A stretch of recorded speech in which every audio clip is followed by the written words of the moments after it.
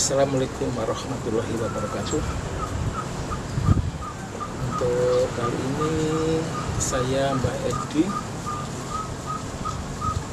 Muslim NKRI dari Banyuwangi, ingin bercerita tentang perkembangan Ustadz Danu.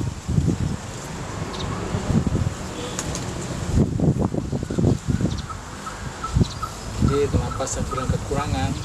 Ya karena ini di mata para pembenci beliau. Jadi ada yang bilang Ustadz Danu itu dulu, ada yang bilang Ustadz Danu itu hitam, punya ilmu nggak diberikan secara gratis. Jadi kita mulai dari yang pertama, yaitu kenapa pengetahuan Ustadz Danu tidak diberikan secara gratis.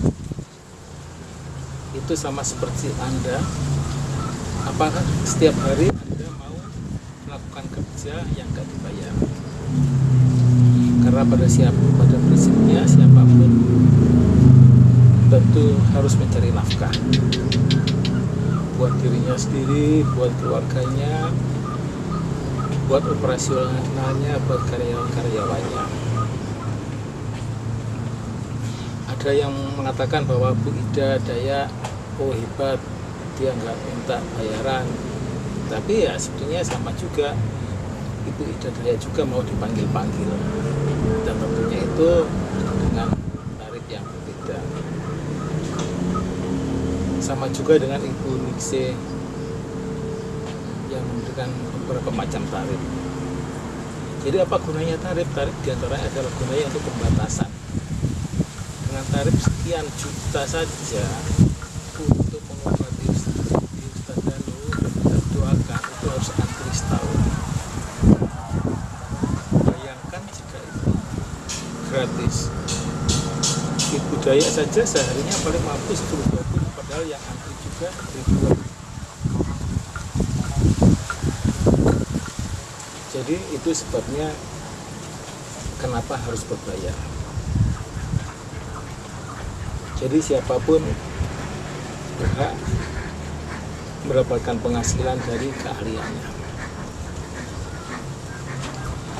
Yang kedua, apakah Ustadz Danu dukun? Sebagaimana diketahui bahwa menghilangkan jin itu bukan hanya dilakukan oleh umat Islam. Dari abad-abad pertengahan pun di Eropa ada istilah eksorsisme, yaitu pembuangan hantu, dan itu dilakukan oleh gereja-gereja Katolik, dan yang melaksanakan itu adalah romo-romo. Jadi kegiatan membuang hantu itu bukan kegiatan dukun. Kalau dukun biasanya malah memasang hantu. Nah, kalau orang religi biasanya membuang hantu atau membuang jin. Di situ bedanya. Terus kemudian, apakah Ustadz Danu mengatakan ya setiap orang yang harus membutuhkan uang? Kembali ke yang tadi. Terus, apakah Ustadz Danu pengobatannya sakti?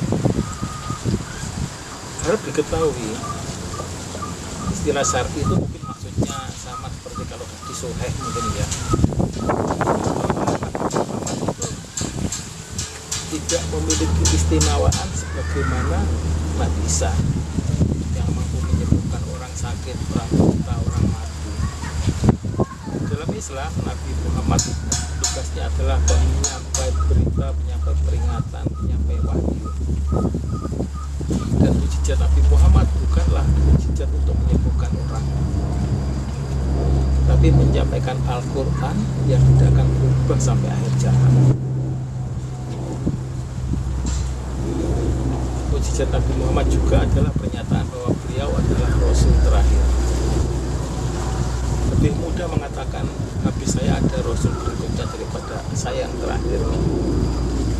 Jadi dua itu adalah mukjizat Nabi Muhammad yang sampai saat ini berlaku.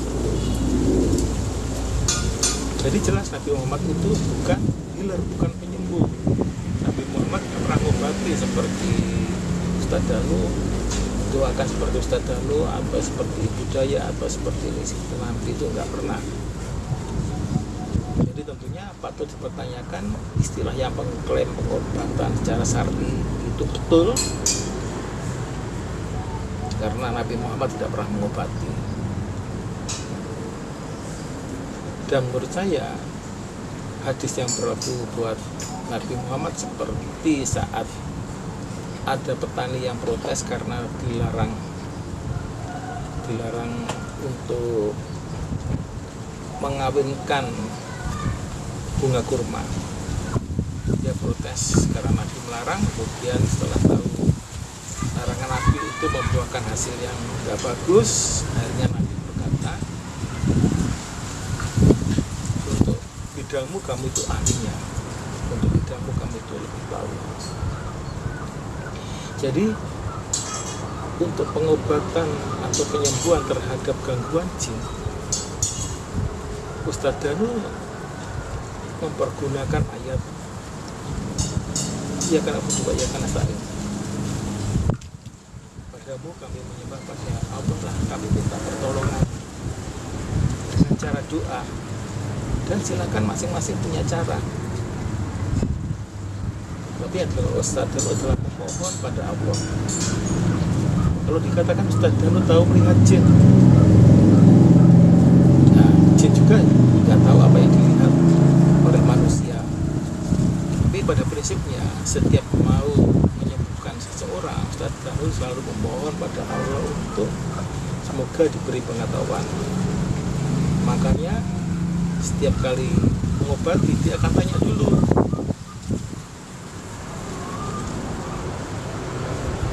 kira-kira apa yang telah salah diperbuat. Karena sudah pengalaman, dia bisa menebak. Pernahkah benci sama orang tua, pernahkah benci sama suami atau sama istri. Jadi itu yang dilakukan, dan dengan dasar tanya jawab tersebut Ustadz Danu jadi tahu. Dan dengan tahunya tersebut Ustadz Danu bisa mendoakan secara tepat. Oke, kalau tadi kekurangan Ustadz Danu kenapa juga banyak yang benci? Ya, jangankan Ustadz Danu, Nabi Muhammad saja banyak pembencinya, sampai harus hijrah 2 kali. Itu karena banyak pembenci, bukan karena banyak pencinta. Jadi kalau banyak mencintai dan aman, Nabi Muhammad juga tidak akan hijrah. Mungkin juga Ustadz Danu, kalau dari kalangan manusia, tentunya yang tidak mau menerima kenyataan bahwa Ustadz Danu itu memohon pada Allah saat itu. Ada juga yang membenci Ustadz Danu karena merasa melihat jin tadi. Ada juga membenci Ustadz Danu karena merasa lebih syar'i. Kemudian setelah kita tahu apa kekurangan Ustadz Danu, mari kita lihat apa kelebihannya. Kelebihan atau amal Ustadz Danu yang menurut saya rasakan adalah beliau tidak merahasiakan doanya. Silakan Anda menonton terus Ibu Daya atau Ibu Siti Nampi atau mbah-mbah siapa. Setahun 2 tahun Anda tidak akan dapat ilmunya. Tapi kalau menonton Ustadz Danu setahun 2 tahun Anda akan mendapatkan ilmunya. Seperti saya yang dulu sering sesak nafas, sulit bernafas. Setelah 2 tahun alhamdulillah jadi sembuh. Dan yang sembuh bukan hanya saya, banyak pemirsa-pemirsa yang kasih tahu 2 tahun dari situ telah jadi jamaah untuk Ustadz Danu. Jadi itu adalah amal Ustadz Danu yang tidak akan didapatkan dari pengobatan-pengobatan yang lain. Dengan Ustadz Danu kita bisa mendapatkan ilmu. Sebagaimana ketahui, saya sendiri sama Ustadz Danu jaraknya sekarang itu mungkin sekitar 30 km.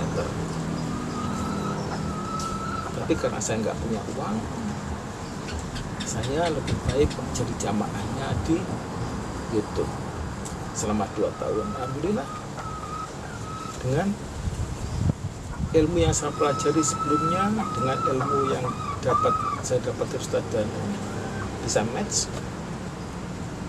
Dan meskipun saya bukan ahli ilmu agama, karena saya bukan sekolah agama dan juga saya bodoh, tapi alhamdulillah tidak ada halangan bagi Allah untuk memberikan kesempatan pada saya untuk ikut faham terhadap Islam. Demikian dari saya. Kalau banyak itu hanya dari Allah semata.